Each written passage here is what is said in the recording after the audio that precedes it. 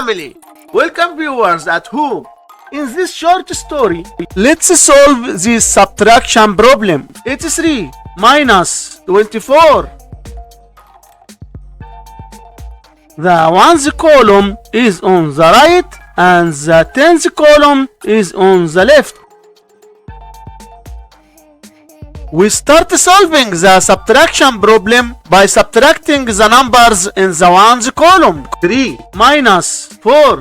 But I can't do it because 3 is smaller than 4. So we must borrow. You go to the 8 in the tens place and borrow 1 from it.